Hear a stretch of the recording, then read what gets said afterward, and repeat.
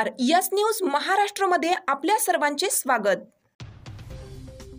आम्ही संभाजी ब्रिगेडच्या वतीनं आज तहसीलदार वाळवा इस्लामपूर यांना ज्ञानेश माराव यांच्यासोबत नेहमीच राहणार आहोत त्या संदर्भात एक निवेदन दिलेलं आहे। ज्ञानेश माराव हे संपूर्ण महाराष्ट्रभर एक पुरोगामी विचार आणि त्यांच्या लेखनातून त्यांच्या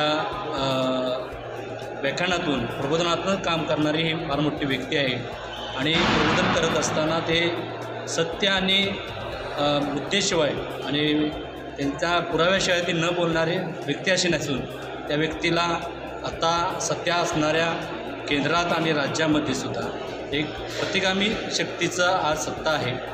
आज RSS भाजपच्या विचारावर चालणारी आज सत्ता आहे। ही भाजप आणि RSS ही पूर्णपणे लोकशाही आणि संविधानाच्या विरोधातली सत्ता आहे आणि ही सत्ता वारंवार काळानुसार वेगवेगळ्या काळातसुद्धा हे सत्य विचार, लोकशाही आणि मानवतावादी विचार मांडणाऱ्या व्यक्तींचं चरित्रहनन करणे, त्यांना बदनाम करणे, त्यांचा खून करणे इथंपर्यंत त्यांची मजल जाते।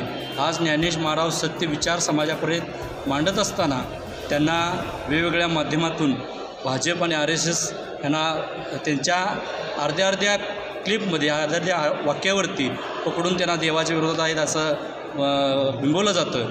परंतु खऱ्या अर्थाने खरी बाब काय आहे हे पूर्णपणे त्यांचं विचार न ऐकता प्रसारमाध्यमामध्ये, सोशल मीडियामध्ये प्रसारित करून ज्ञानेश मारावांना आणि त्यांच्या विचाराला आणि संपूर्ण लोकशाही पुरोगामी विचाराला बदनाम करण्याचं काम आज या ठिकाणी भाजप आणि RSS करत आहे।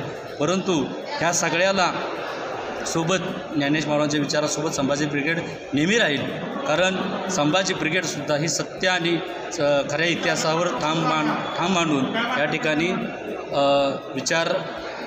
विचारासोबत राहते आणि म्हणून ही आक्रमक असणारे आमची संभाजी ब्रिगेड पहिल्यापासून, जसे उदाहरण सांगायचं गेलं तर पंढरपूरच्या विठ्ठल मंदिरात जो बडवे मुतलेला होता तरीसुद्धा त्यावेळेला एकमेव संभाजी ब्रिगेड रस्त्यावर उतरून त्याच्यामध्ये न्याय मागण्याचं काम केलं होतं। रायगडावरले वाघ्या कुत्र्याचं प्रकरण असू दे, गणेश गडकरीचं प्रकरण असू दे, जेम्स लेन प्रकरणंसुद्धा ज्ञानेश मारावांनीच पहिल्यांदा पुढं आणलं आणि त्यावेळेला संभाजी ब्रिगेड आक्रमकपणे भूमिका मांडली आणि त्याच्यासोबत राहिले असे हे प्रखरपणे स्पष्टपणे भूमिका मांडणारे ज्ञानेश माराव याच्यासोबत संभाजी ब्रिगेड संपूर्ण महाराष्ट्रभर त्यांच्यासोबत राहील।